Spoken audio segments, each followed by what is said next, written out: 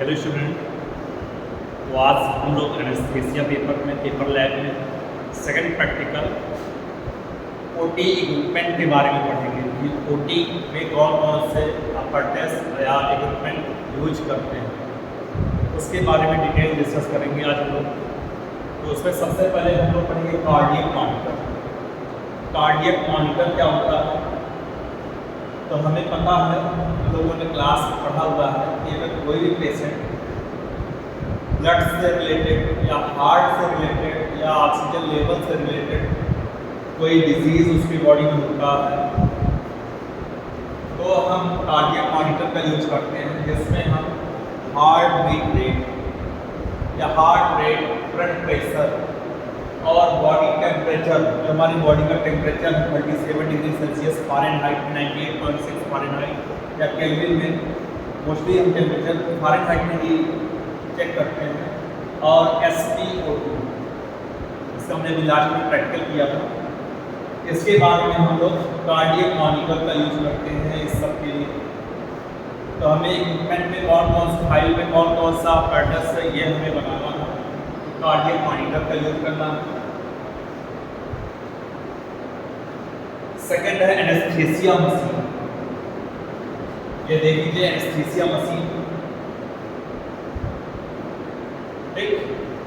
इसमें क्या क्या होता है? मेटल गैसेस होती हैं, जितनी भी मेटल रिलेटेड गैसेस जैसे carbon dioxide, oxygen, nitrogen dioxide, nitrous oxide, nitrogen and monoxides, ये सभी गैसें का मिक्सअप होता है जो एनेस्थीसिया के पेशेंट को या एनेस्थीसिया टाइम ये ड्रग के रूप में या एयर के रूप में हम यूज कर सकते हैं। ये एनेस्थीसिया मशीन है।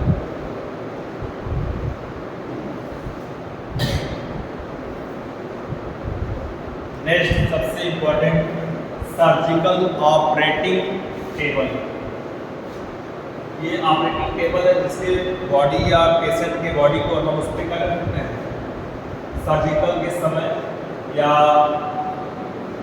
कोई भी चेकिंग के समय उसको पोजीशन में हम कर स्टडीज कर सकते हैं, और उसके सर्जिकल फील्ड यानी कि बॉडी किस पार्ट को सर्जिकल करना है या लूज भी सीजर करना है आसानी से कर सकते हैं। नेक्स्ट है सक्शन मशीन। हम इसके क्या यूज करते हैं? हम म्यूकस को रिमूव कर सकते हैं इसके द्वारा, सलाइवा को रिमूव कर सकते हैं। जहाँ पर हम इसको सर्जिकल करते हैं, कोई भी चेकिंग करते हैं तो उस समय हमारी बॉडी में म्यूकस लेयर या सलाइवा, ब्लड या कोई भी फॉर्म जो भी नाम एयरवेज के माध्यम से कोई भी सिक्रेशन होता है उसको हम रिमूव कर सकते हैं।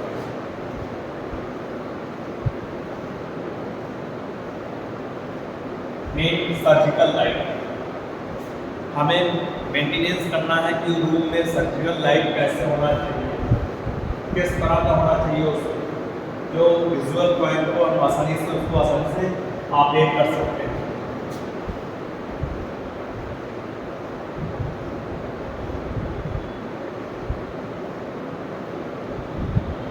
हमें पता है कि बहुत सारे इंस्ट्रूमेंट में बहुत सारे मटेरियल होते हैं जो हम किसी भी सर्जिकल मैटर में यूज करते हैं, फिर उसके बाद दोबारा यूज करने के लिए उसको क्या करते हैं, स्टेलाइज करते हैं। अगर वो स्टेलाइज करने के लिए दोबारा हम यूज़ कर सकते हैं, नहीं तो फिर वो फेंक दिया जाता है, रिमूव कर दिया जाता है। कुछ ऐसे मटेरियल होते हैं तो उसके लिए हम क्या यूज करते हैं, ऑटोक्लेव मशीन यूज करते हैं। तो क्या करता है, use to sterilise surgical instrument, जो भी सर्जिकल इंस्ट्रूमेंट होता है उसको स्टेलाइज कर सकता है, कोई बाहरी फॉरेन पार्टिकल उस पर अटैक ना कर पाए या कोई इन्फेक्शन ना होने पाए। नेक्स्ट डेफिब्रिलेटर। डेफिब्रिलेटर क्या है? ये हमारे बॉडी में हार्ट बीट के लिए या हार्ट रेट के लिए क्या करता है, शॉक देता है। जिससे हम क्या करते हैं, नॉर्मल अगर किसी का हार्ट बीट किसी का शुरू हो गया हो, एकदम से बंद हो गया हो, तो इसके द्वारा हम उसके बॉडी में इलेक्ट्रिक पल्स देकर, इलेक्ट्रिक शॉक देकर उसको मेंटेन कर सकते हैं।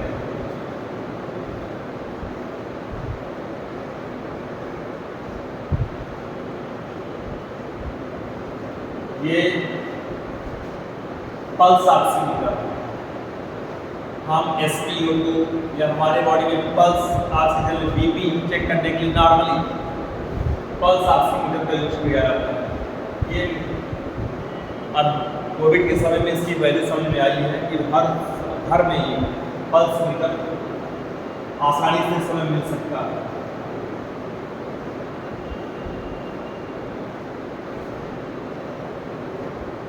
नेक्स्ट एंडोस्कोपी, हम मार्फोलॉजी के बारे में मार्फोलॉजी देखकर किसी के बारे में नहीं बता सकते कौन सी डिजीज उसके बॉडी में है।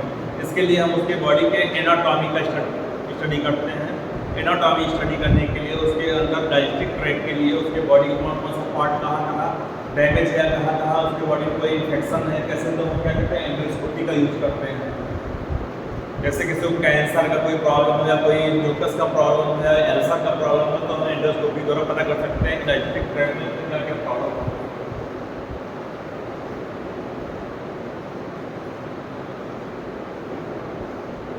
नेक्स्ट है वेंटिलेटर। वेंटिलेटर का क्या रोल होता है?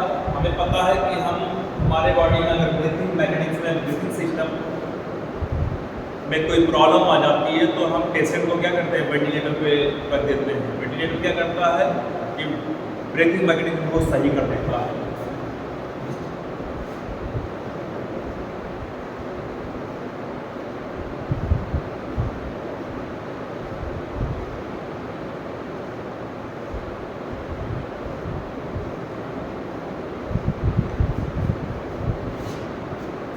कॉटरी मशीन, कॉटरी मशीन क्या करता है? Use in surgery to remove unwanted, हमारे बॉडी में जो अनवांटेड जैसे पार्ट आ जाते हैं, टिश्यू आ जाते हैं या हार्मफुल मैटर के टिश्यू आ जाते हैं जिसको हम आसानी से क्या कर सकते हैं उसको बंद कर सकते हैं। उसके लिए हमें कॉटरी मशीन का यूज किया जाता है। नेक्स्ट इंस्ट्रूमेंट ट्रॉली, हमें पता है इसका नाम है सर्जिकल रूम में या सर्जिकल टाइम में बहुत सारे इंस्ट्रूमेंट का यूज किया जाता है। तो हर मटेरियल कहाँ इंस्ट्रूमेंट कहाँ रखा जाए तो उसका एक फिक्स प्लेस होना चाहिए। उसके लिए एक सिंपल सा ट्रॉली आता है जिसे हम इंस्ट्रूमेंट ट्रॉली कहते हैं। हम उस इंस्ट्रूमेंट ट्रॉली में उसका यूज कर सकते हैं। हर सर्जिकल टाइम पेशेंट के पास क्या नाम है डॉक्टर के पास उसको रखते हैं, उसमें हर सामान को आसानी से यूज कर सकते हैं।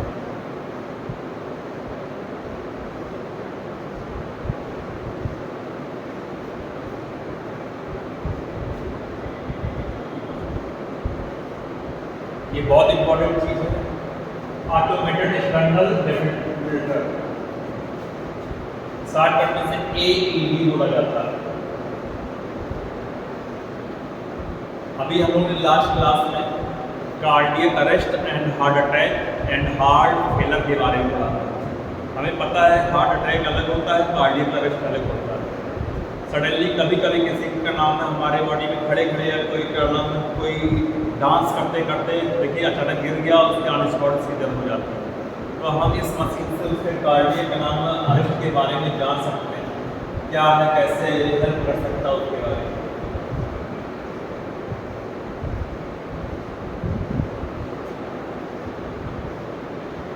ये ऑर्थोपेडिक प्रोसीजर में यूज होता है CR मशीन। हमने ऑर्थोपेडिक क्लास में CR मशीन का कैसे इन्वेंशन किया जाता है, फिर स्कोपिंग किया जाता है सर्जिकल टाइम में, इसका यूज CR मशीन द्वारा किया जाता है।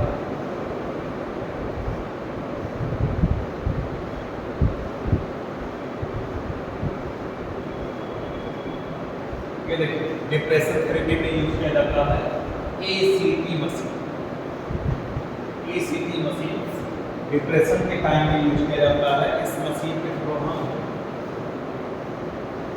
अनरिस्पॉन्सिव कोई पार्ट होता है उसको हम थेरेपी के रूप में सही कर सकते हैं। नेक्स्ट है इंक्यूबेटर।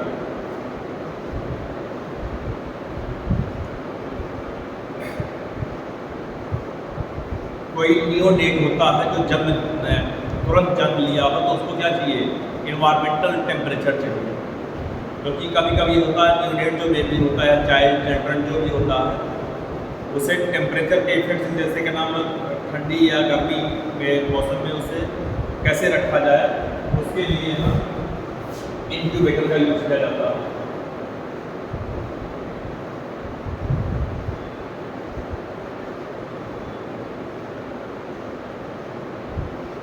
सेम रेडिएंट वार्मर, ठीक है। नियोनेट यानी जैसे किसी इन्फेंट ने जन्म लिया हो, किसी ने बच्चे ने, उसको क्या चाहिए, उसके बॉडी का टेम्परेचर मेंटेन करने के लिए हम क्या यूज किया जाता है, रेडिएंट वार्मर।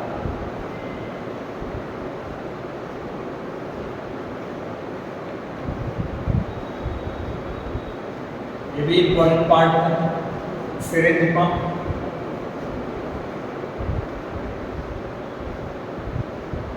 ये हम क्या कर सकते हैं, कोई भी बहुत स्मॉल अमाउंट का कोई मेडिसिन होता है तो उसको डिलीवर करने के लिए हम सिरिंज पंप का यूज किया जाता है।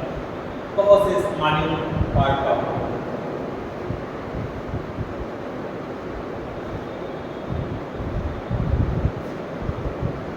नेक्स्ट इन्फ्यूजन पंप, ये भी क्या करता है, किसी फ्लूइड या मेडिकेशन या न्यूट्रिएंट्स को पेशेंट के बॉडी के सर्कुलेटरी सिस्टम में यानी ब्लड में इंजेक्ट करने के लिए यूज किया जाता है। आसानी से इसके द्वारा, इस पंप के द्वारा हम आसानी से अंदर कर सकते हैं। तो हम लोगों ने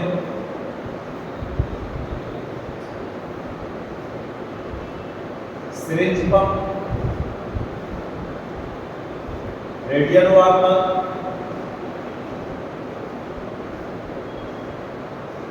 इंक्यूबेटर, इन सभी का स्टडी कर चुके हैं।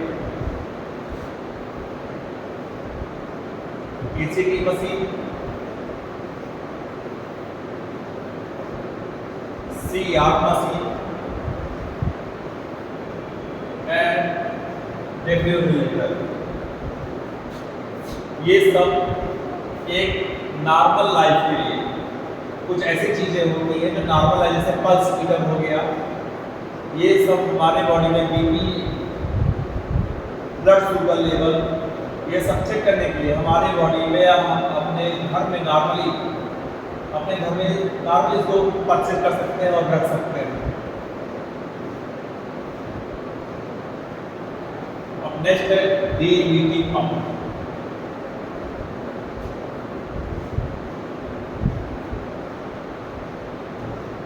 Used to help prevent blood clots in the deep veins of the leg. हम लोगों को पता है हमारे बॉडी में वेन्स एंड आर्टरी है। वेन्स क्या करता है, इम्प्योर ब्लड को पूरे बॉडी से ब्लड के द्वारा यानी डीऑक्सीजनेटेड ब्लड को हार्ट में सप्लाई करता है। हार्ट क्या करता है, उसको लंग्स में भेजता है और कार्बन डाइऑक्साइड को लंग्स द्वारा बाहर एक्सहेल कर देता है और ऑक्सीजन इनहेल करके लंग्स पल्मोनरी वेन्स के द्वारा हार्ट में भेजता है। फिर हार्ट उसको पंप करके वेना के द्वारा एरोटा के द्वारा पूरे बॉडी में सप्लाई करता है। यानी वेन्स जो होता है इम्प्योर ब्लड यानी डीऑक्सीजनेटेड ब्लड का सप्लाई करता है और आर्टरी जो होता है ये प्योर ब्लड यानी ऑक्सीजनेटेड ब्लड का सप्लाई करता है। तो डीपीटी पंप क्या करता है कि अगर लेग्स में कोई ब्लड क्लॉटिंग है लेग्स में, तो हम डीपीटी पंप के द्वारा उस क्लॉटिंग को आसानी से हम हटा सकते हैं या उसकी प्रिवेंशन कर सकते हैं, ट्रीटमेंट कर सकते हैं।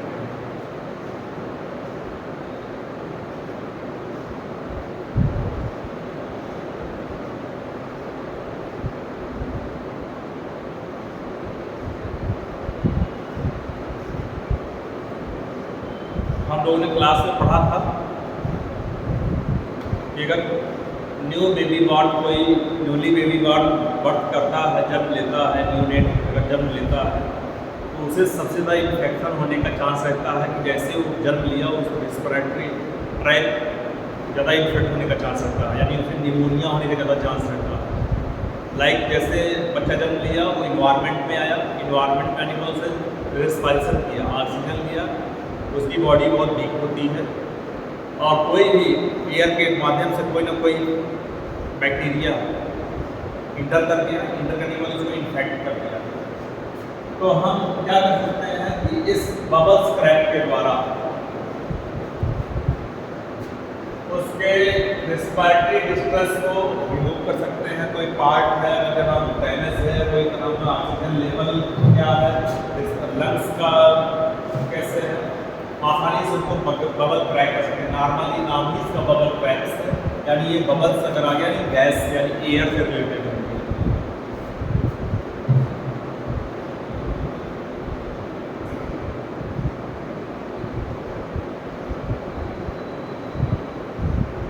नेबुलाइजर मशीन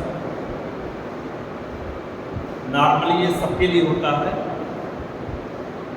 स्पेशली बच्चों के लिए होता है कि नेबुलाइजर मशीन क्या किया जाता है। हमें पता है कि हमारे बॉडी में रेस्पिरेटरी ट्रैक आसानी से, क्योंकि हम हमेशा हमारा लंग्स रेस्पिरेटरी सिस्टम में वर्किंग है, तो बहुत सारे इन्फेक्टस पार्ट जैसे वायरस हो गया, फंगस हो गया, बैक्टीरिया हो गया, एयर में मूव कर रहे हैं। तो हमारा एंटीबॉडी इतना स्ट्रांग है, एंटी इम्यून सिस्टम इतना स्ट्रांग है कि बॉडी में एंटर करने के बाद भी हम लोग इन्फेक्टेड नहीं हो रहे हैं। रीजन क्या है, हमारा इम्यून सिस्टम बहुत स्ट्रांग है। लेकिन कभी कभी किसी बच्चे का इम्यून सिस्टम बहुत ही वीक होता है, या किसी भी यंग या एडल्ट का भी इम्यून सिस्टम अगर वीक हुआ तो वीक होते समय उसका रेस्पिरेटरी ट्रैक डैमेज हो जाता है। कोई ना कोई यहाँ पर कोई पार्ट या कोई क्या नाम है फॉरेन पार्टिकल आके इस पर इन्फेक्शन कर सकता है। तो हम किसका यूज़ करते हैं, नेबुलाइजर। कभी कभी ऐसे ही वायरस है, इन्फ्लुएंजा वायरस, जुकाम का भी इफेक्ट होता है, सांस लेने में भी दिक्कत होती है, तो हम लोग नेबुलाइजर मशीन का यूज करते हैं। ये क्या करता है, डायरेक्टली लंग्स के पूरे ट्रैक, जैसे ये नॉस्ट्रिल से फैरिंग्स, लैरिंग्स फिर ट्रैकिया के द्वारा ब्रॉन्चाई और फिर ब्रॉन्चियोल्स के द्वारा पूरे लंग्स में कवर होता है। ये पूरे ट्रैक को नेबुलाइजर सिस्टम के द्वारा हम सही कर सकते हैं।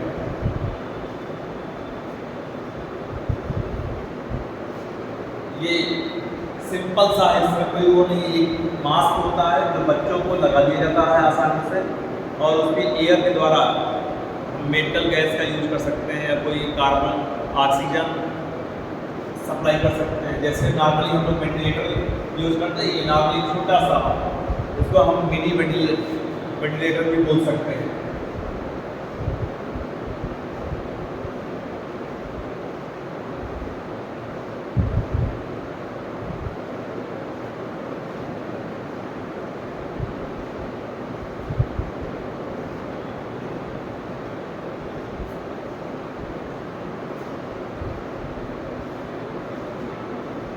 नेक्स्ट है लैरिंगोस्कोप।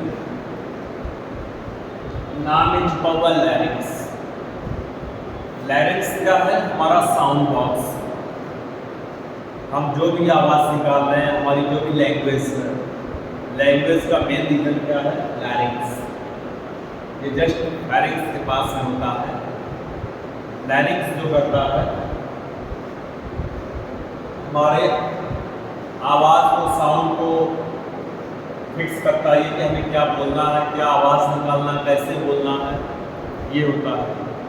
तो लैरिंगोस्कोप से क्या करते हैं हम, प्राइमरी टूल एग्जामिनेशन करते हैं interior of the larynx and for placement of the endotracheal tube. हम एग्जामिनेशन करते हैं लैरिंग्स का, इंटीरियर का, और जो हमारे ट्रैकियल ट्यूब है उसका हम प्लेसमेंट भी कर सकते हैं।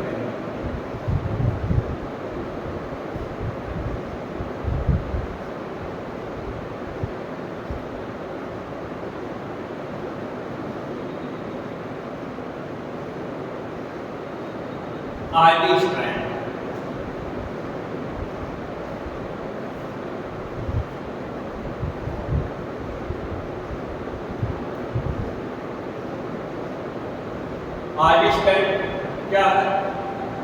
इंट्रावेनस बैग है ये, हम इसके लिए क्या करेंगे कि किसी भी मेडिसिन या किसी भी फ्लूइड को, जैसे ग्लूकोज का बॉटल होता है या कोई मेडिसिन होता है लिक्विड फॉर्म में आता है, इंजेक्शन होता है जो लिक्विड फॉर्म में होता है, बॉटल में होता है, हम उसको बैग के थ्रू या व्यू के थ्रू पेशेंट को आसानी से हम दे सकते हैं।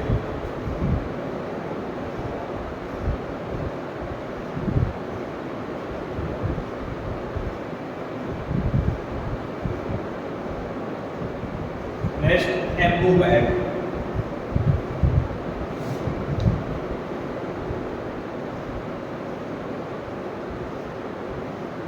हमें पता है हमने एनेस्थीसिया मशीन के समय ब्रीथिंग सिस्टम में एम्बू बैग और valve, cylinder, pin index system, इन सब के बारे में स्टडी किया था। ठीक है, ये क्या करता है, प्रेशर प्रोड्यूस करता है। वेंटिलेशन के समय जब पेशेंट वेंटिलेशन के समय रहता है तो उसे अगर ब्रीथिंग और सिस्टम में कोई प्रॉब्लम होती है, सांस लेने में दिक्कत होती है, तो क्या करता है एम्बू बैग तुरंत एडवांस क्या करता है, वेंटिलेशन का काम करता है ये एम्बू बैग। इसमें वाल्व लगे होते हैं तो प्रेस किया जाता है, प्रेस करके डायरेक्ट उसी का नाम में एयर दे दिया जा सकता है। एम्बू बैग के द्वारा हम क्या करते हैं, उसको प्रेशर के द्वारा एयर सप्लाई कर सकते हैं। तो ये सभी जितने भी पढ़ाए गए सब ओटी इक्विपमेंट थे। ऑपरेशन के समय कौन कौन सा इक्विपमेंट यूज किया जाता है, ये सभी इक्विपमेंट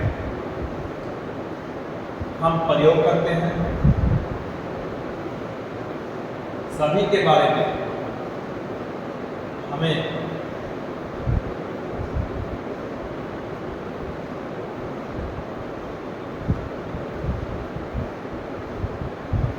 नोट्स में लिखना है, प्रैक्टिकल फाइल में, और यहाँ पे एग्जाम के पॉइंट ऑफ व्यू से भी बहुत इम्पोर्टेंट है कि ओटी इक्विपमेंट में कौन कौन से सामान इम्पोर्टेंट है।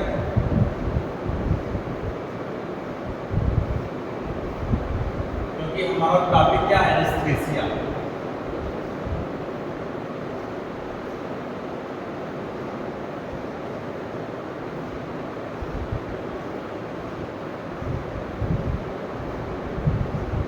हमारा टॉपिक क्या है, एनेस्थीसिया। और ओटी इक्विपमेंट के नाम में जितने भी इक्विपमेंट, तो हमें एनेस्थीसिया जो रिलेटेड है एयर के थ्रू या ड्रग के थ्रू यूज किया जाता है। तो हमारी बॉडी में ब्लड का और लंग्स का, यानी heart system, blood circulatory system और ब्रीथिंग सिस्टम, रेस्पिरेटरी सिस्टम बोल सकते हैं, बहुत इंपॉर्टेंट है ये हमारे बॉडी का सबसे मेन पार्ट भी होता है।